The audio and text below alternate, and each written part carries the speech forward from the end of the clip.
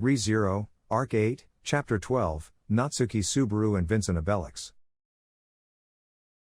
The moment he threw that punch was the moment he had been the most frustrated about having become smaller, even more so than the tragedy of the Gladiator Island, which he had been able to unite everyone in order to prevent, even more so than the sparker used to win Gustav over to his side, even more so than his dialogue with Cecilus under the moon, at this very moment, that he could have punched him just a little bit harder were he to have a larger body, made him frustrated. Vincent, you, taking the blow from the young Subaru's fist on his left cheek, the Emperor, his face soiled with blood, widened his eyes. His gaze was directed at his own feet, observing Subaru after the latter had failed to land, tumbling down onto the floor.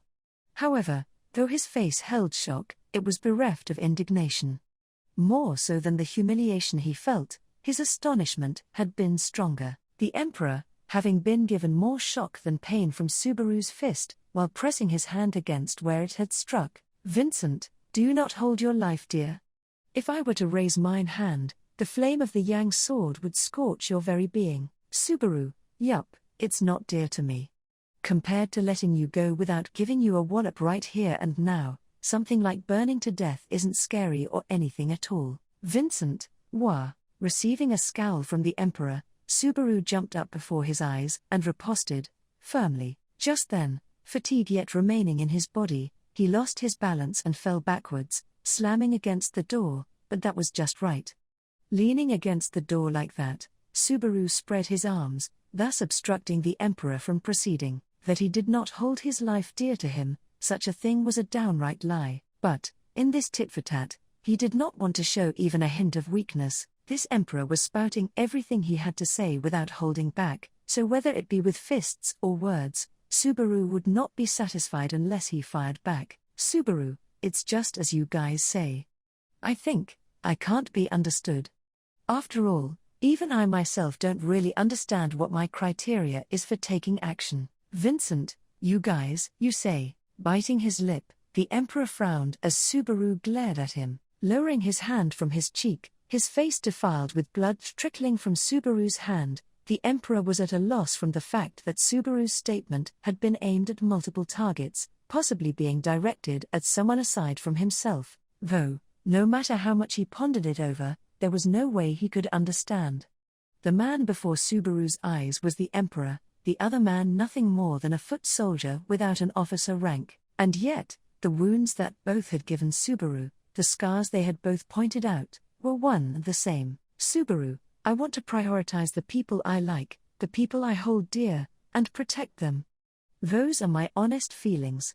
But, even if it's someone I hate or someone I don't know, and they're put into danger right in front of me, then Todd had said that Subaru would choose who to save based on his subjective likes and dislikes. Abel had said that Subaru would recklessly choose who to save regardless of likes or dislikes. Both of those were correct, and since both were correct, they were mistaken, after all. Subaru, but is that really such a bad thing? Vincent, what? Subaru, is that so bad? Without the resolve to try and carry the whole world on my back, and without any grand significance, is it really so bad if I save those who are right in front of me on impulse? As Subaru rose his voice, violently stomping his feet, and the Emperor widened his sable eyes, though still amidst a rapid sequence of expression and demeanors uncharacteristic of him, Subaru yet pressed him for an answer. "Subaru, it's just as you said. I consider the things within my own range of vision, I reach as far out as I can, that's what I've been doing until today. What's so bad about that? Vincent, you dare now object? What is so bad, you say? Is it not obvious? For what reason do you focus not on the greater picture, and instead act upon your selfish emotions? The authority bestowed upon you, for what reason do you not put it to good use? Subaru, I use absolutely everything. I'm standing here because I put it to good use. Don't get emotional, huh? Stop talking like an idiot. The way I choose to use my own emotions is up to me." "Vincent, then at least act in accordance with those emotions. If you are to decide between somebody's life or death based on your likes and dislikes, do not deviate from that method in any sort of way. Your way of being is riddled with distortions." "Subaru, If that's your conclusion from me leading a righteous life, I'm all for having a warped personality. As the Emperor still continued to rebuke Subaru's attitude, the latter delivered a powerful kick as he replied.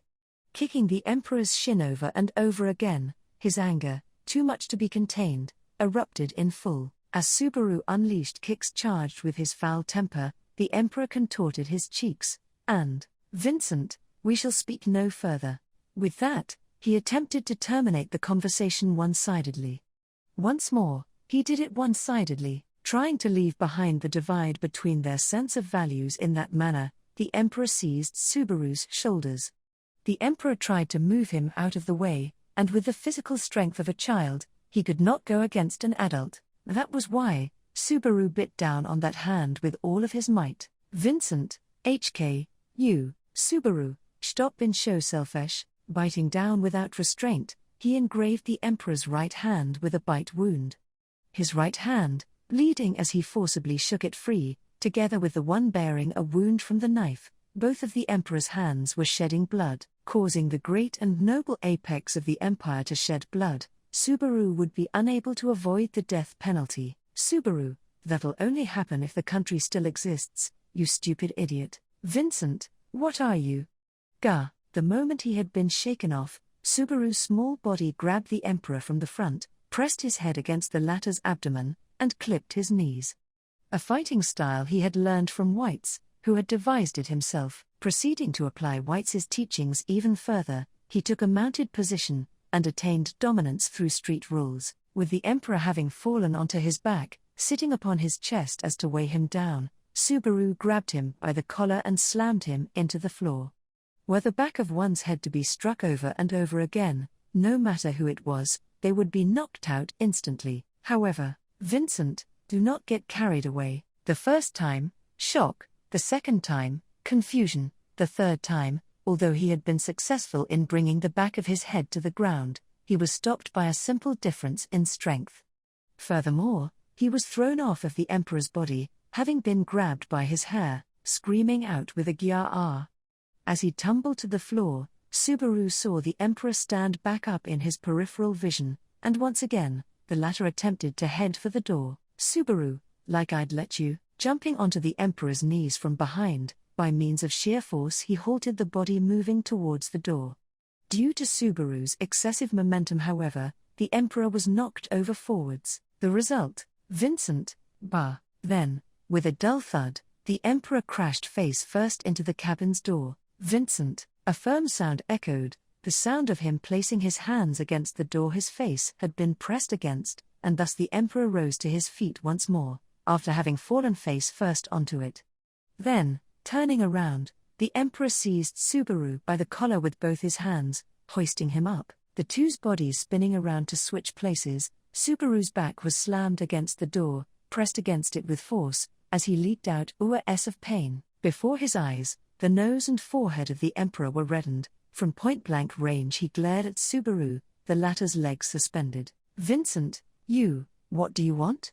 What is your objective? What is it that you desire?" "Subaru, I want to hit you. My objective is to hit you. My desire is to hit you." "Vincent, Subaru, what about you? What do you want? What is your objective? Just what the hell is it that you desire?" Vincent, caught by his collar, clawing at the Emperor's hands, Subaru's spittle flew as he shouted in reply. Then twisting his head, he opened his mouth in an attempt to bite the Emperor's hand one more time, but no matter how hard he tried, he was unable to reach it. At the very least, drool amassed in the Emperor's hand as he spat. In that way, while having his hand sullied by Subaru's saliva, the Emperor's cheek stiffened for a reason separate to that disgrace. He muttered, "Vincent, my desire? Subaru, that's right. There's gotta be something you wanted to do apart from spouting grandiose and meaningless words at me.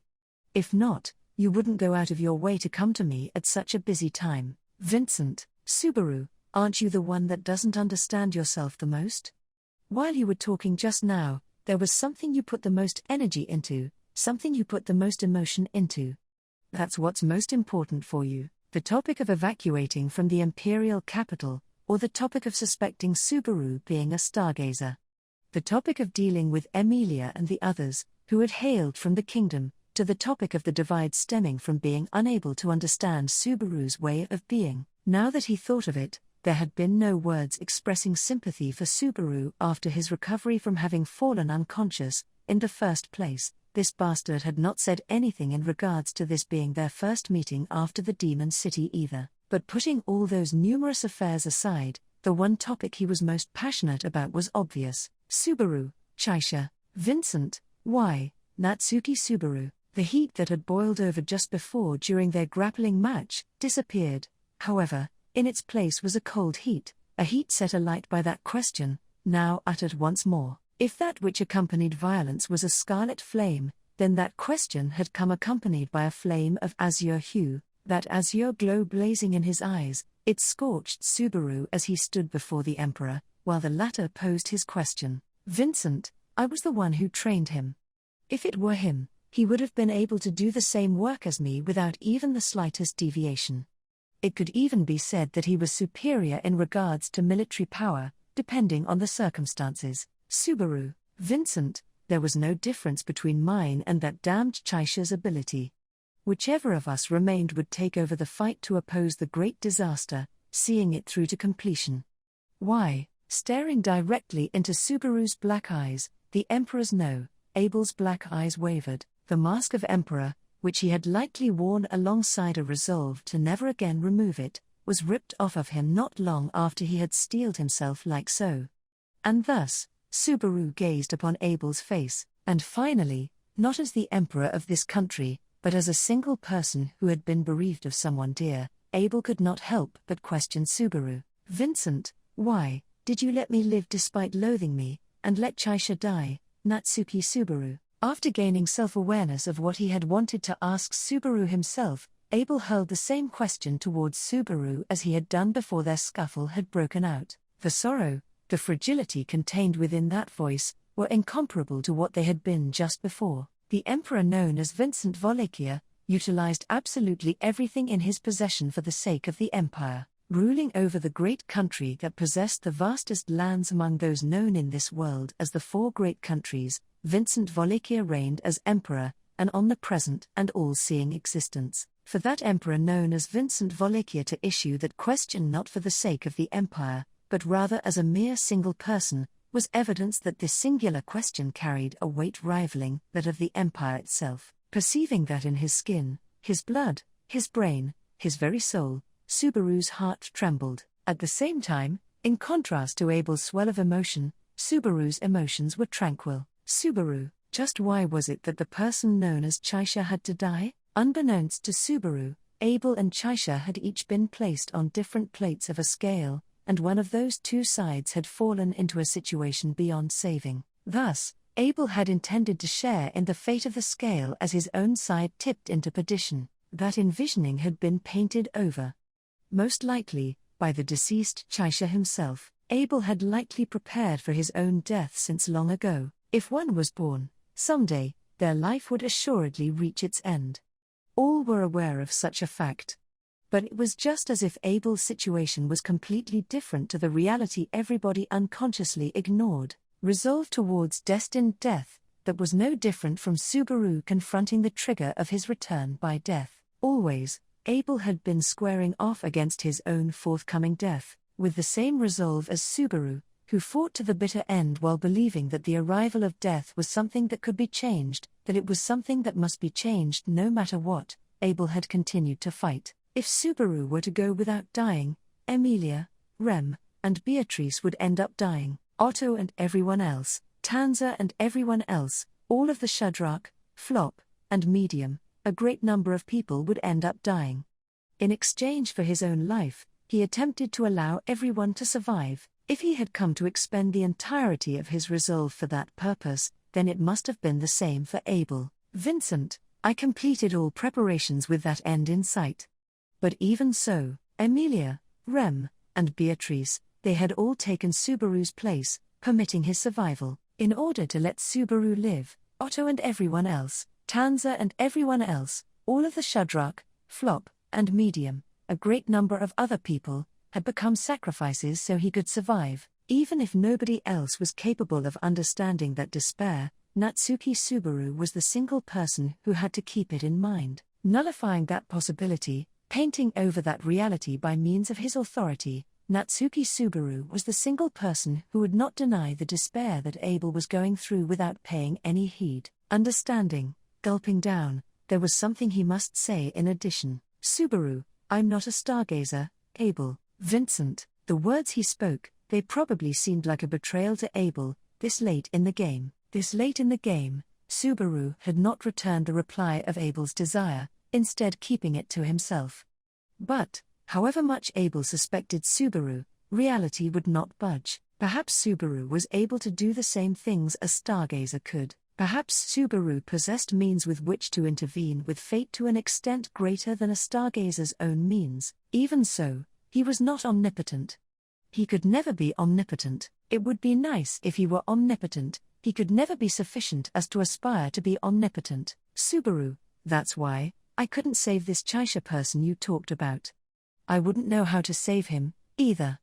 But, I'll just say this one thing. Vincent, what is it? Subaru, supposing I really did have a power like the one you speak of, even then, I'd choose to save you, who I hate, rather than someone I don't know. Without reasons like seeing ahead to what lies in the future, that's what I would do. That's what I will do. Truly, even he himself thought his nature was a helpless one. But, that was the result that Natsuki Subaru, by consulting with the abilities he possessed, within what he understood to be the realms of what were his own capabilities, had reached. Vincent, slowly, strength left Abel's hold on his collar, and Subaru's body was released. While his back rubbed against the door, Subaru's body slid down. Even now, Abel's hands were holding on to Subaru's collar, but those fingers, white from the strength that had been put into them, now lost their pale coloration alongside said strength. If he truly wished to remove those hands, he could have done it easily. However, Subaru did not do so. With them still seizing his collar, Subaru merely called his name out with Abel. Vincent, if you claim to not be a stargazer. Such was the frail sound produced by Abel's lips. But, Abel himself had not been satisfied with the sound he had uttered, and continued no further. Abel's black eyes began to wander, in search of the words he truly desired. He would put his emotions into words. Perhaps the Emperor of the Empire, who had not once done such a thing till this day, who had not once done something that even a toddler was capable of, would now do so. Vincent, you would try and save me no matter what. Subaru, Vincent, in a situation where the survival of the Empire is at stake, you occupy me with trifles of such insignificance. Subaru, Vincent, even since I laid eyes upon your way of being. Subaru, each time, his words would get stuck halfway through. No matter the words, no matter the emotions, they were not enough to express what Abel felt in his heart of hearts.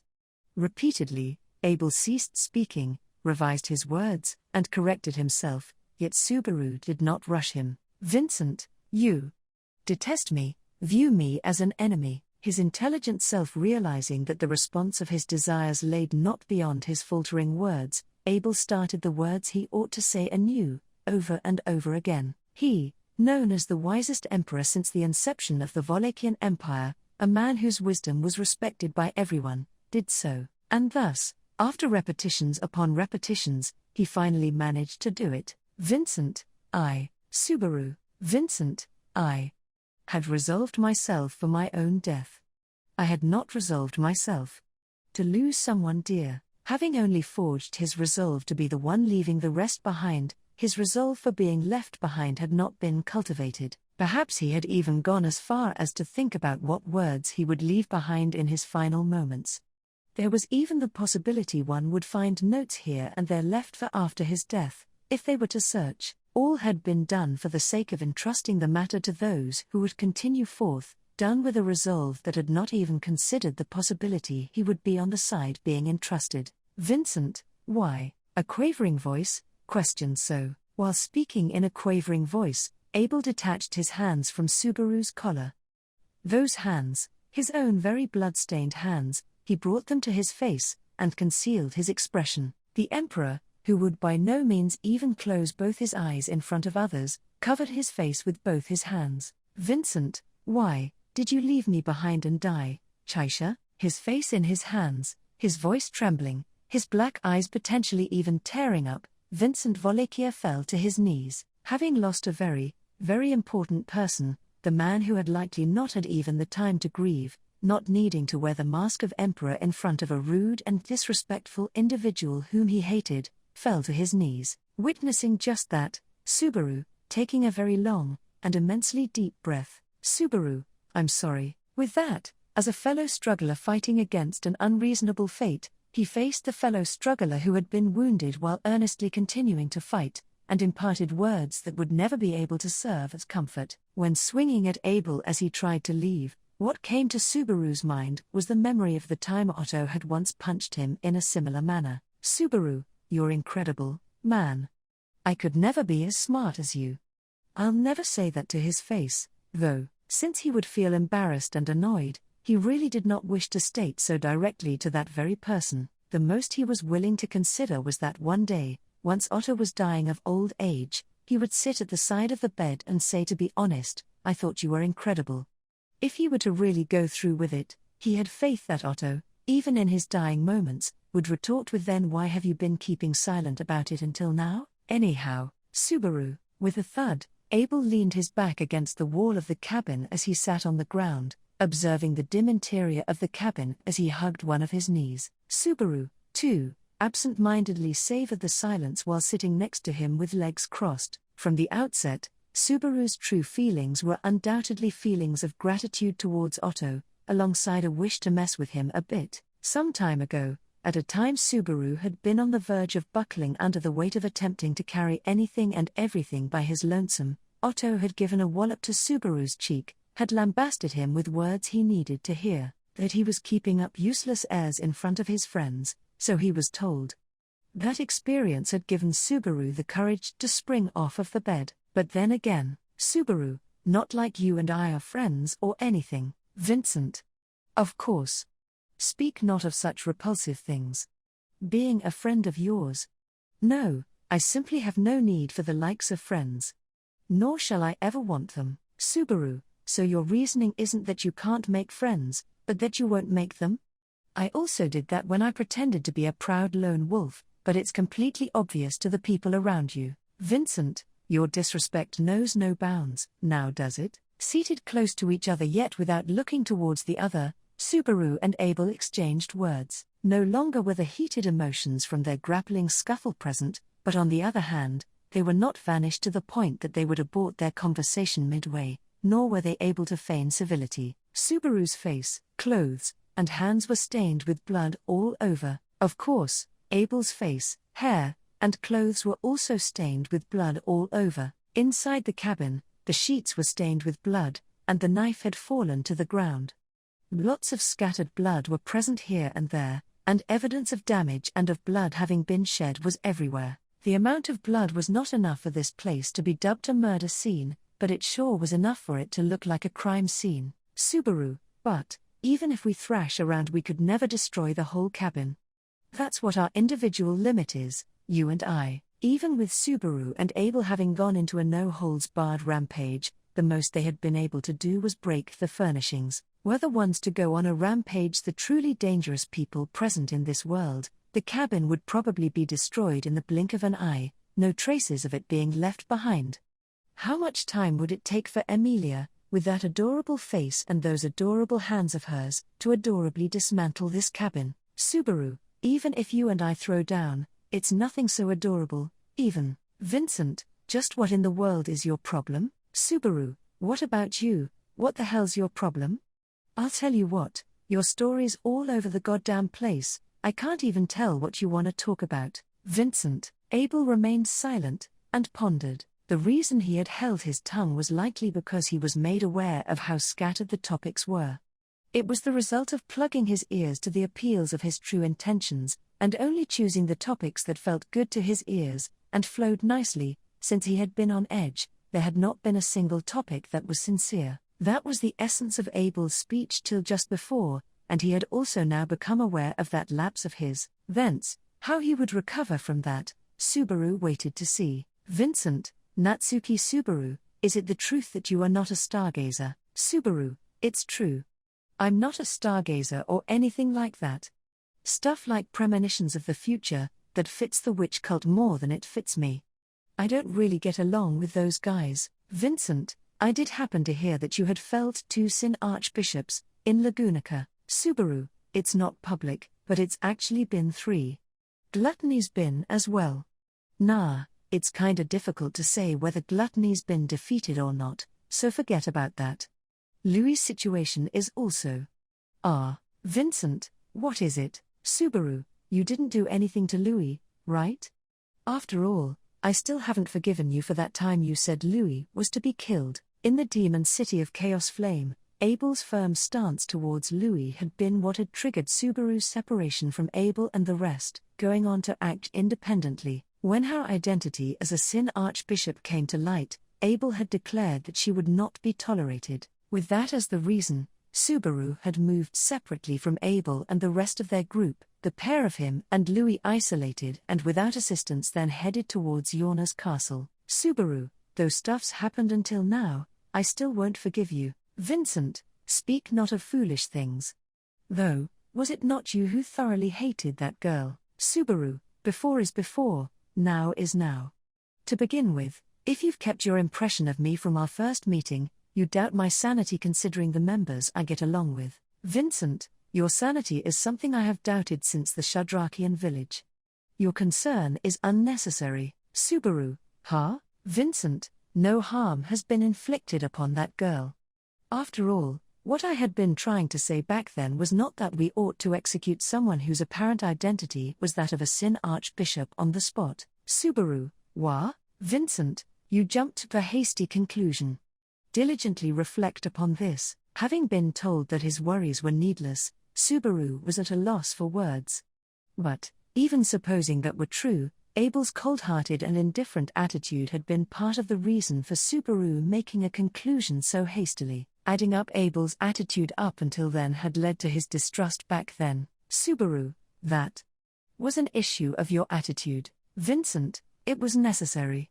It was just in case, so you would not wish for my survival. Subaru, Vincent, all grounded on the conjecture that you were a stargazer, that included you, who continues to produce results unprecedented within the kingdom, have performed deeds no ordinary person would be able to. Subaru, that's Vincent, although there was no need for me to go out of my way to worsen your impression of me. Even if I did not act as such, you are the type of person who would detest me the most. Abhorrence and disdain, they both overflow from your heart. Subaru, you damn bastard. Whether it was a lie, the truth, good or bad, Abel's words caused veins to bulge in Subaru's forehead. But, as Subaru explored his relationship with Abel while treading on thin ice, Abel had come into contact with Subaru with a mental state akin to treading a tightrope. With Subaru on ice, and Abel walking a tightrope, no interaction of the sort could ever proceed smoothly. After all, each of them went without looking at anything but their own feet. They did not even regard the other's face. Subaru, I don't know anything about that Chaisha guy. He kicked you out from the throne, and turned himself into you pretending to be emperor. I only happened upon him in Chaos Flame, when he was posing as emperor. Vincent, Subaru, I don't get what that person was thinking, or what he had been scheming in driving you away from the palace. But, you got frustrated in such a way because that person died, and if he really did die when you were supposed to, I do get that. Therefore, falteringly, Subaru spoke of what he thought as he thought it. Since they had an unspoken agreement to not face each other, Subaru could not see Abel's expression as he spoke those words. A tad frightening, that was. That person was someone who Abel lamented losing to an extent such that he could not preserve the equilibrium of his heart. For Subaru, speaking about that person while knowing nothing about them, his remarks could perhaps trample upon Abel's heart far too much. But, he thought, though it had not been for a very long time, having been embroiled in a situation that concerned the survival of the nation, having been completely manipulated by this man who gave his name as Abel, Subaru thought, Subaru, that Chaisha person, he sure was incredible, though perhaps inappropriate. As he lifted his face, he produced a spirited voice. It had been no forceful attempt to brighten things, it had been praise, praise overflowing from Subaru's heart. In reality, just how many of them were there? People who could betray the predictions of the man renowned as the wisest emperor since the inception of this Wallachian empire, who molded just about every last thing merely within his own mind, who valued things proceeding as per his expectations. Just how many people could go against that, and fulfill their own goals in such spectacular fashion? Just that was more than enough to earn Subaru's praise. Moreover, he had performed to the extent that Abel, having been left behind, was left hesitant and disheartened. He did not know if that was in accordance to the expectations held. Subaru, you said there wouldn't be a big difference whether you or that person was left behind. If that's true, then there's only one reason why that person made this situation. Vincent, you. Subaru spoke as he thought, and without facing him, Abel let out a muted voice. He was not so sure if anger had been present in that timbre or not, especially because he went without verbally assaulting Subaru in the way the latter had grown familiar with. Vincent, are you saying that you understand? The reason why Chaisha plotted against me? Indeed, it was rather something to urge Subaru to voice the conclusion he had reached. Vincent, Abel desired an answer that even Abel's own clever brain could not come up with. For something like that to come out of the mouth of Subaru, who did not even know the person known as Chaisha, even if Abel had no expectations, he had begun to have expectations. He could not help but think of those expectations as added pressure. But, Subaru, well, no matter what you'll think of me, we're already this far in. Once he had stood up in defiance, there remained no reason to hesitate in speaking exactly what he thought. The reason as to why Chaisha had left not himself, but Abel, behind, that Subaru had thought of. That was, Subaru, with fate trying to kill you, you resigned yourself to the opponent that was fate. That's gotta have irritated him. Vincent, Subaru, there's also a pattern of wanting someone to live even at the expense of your own life. But, I don't think that's the case here. After all, the way you live wouldn't have anyone do anything of the sort for you. He could understand the feeling that one might want another person to live even if it meant they themselves would die. But, in order to harbor a feeling of the sort, they must greatly think of the other person as dear, and they need a reason to be made to think that way. Prepared for his own destined death, desperate to pave the path for the sake of those who would continue after him, it was implausible that Abel would have anyone think of him in such a way. Therefore, Subaru's answer was that, Subaru, Chaisha got irritated because of you. After all, he even proved it. Vincent, proved it, you say? Proved what? Proved that I was plotted against, and that I was a fool. Subaru, Flop-san and my Zelda-san have probably also realized that you're a moron with a good head on him. What I mean is the reach of the thing known as fate. Vincent, fate, as though vocalizing that word for the first time, Abel's tongue became acquainted with that unfamiliar concept, muttering so. In reality, for Abel, who confronted everything head-on, who resisted endlessly armed with his own predictions, all impediments could be put into words. Likely, he had not realized his opponent was something so absurd, so formless as fate. But, beyond all doubts, the enemy to which Abel had unconsciously accepted defeat was fate. At the same time, Chaisha had proved that very thing by using his own life, and letting Abel live. Subaru, fate can be fought. There's no reason to give up, not even a single one. Vincent, faintly catching his breath, Abel kept silent as if the words he had been told had struck his very heart. Had he not believed his enemy to be fate, likely, he would not have thought to fight it, or to even resist it.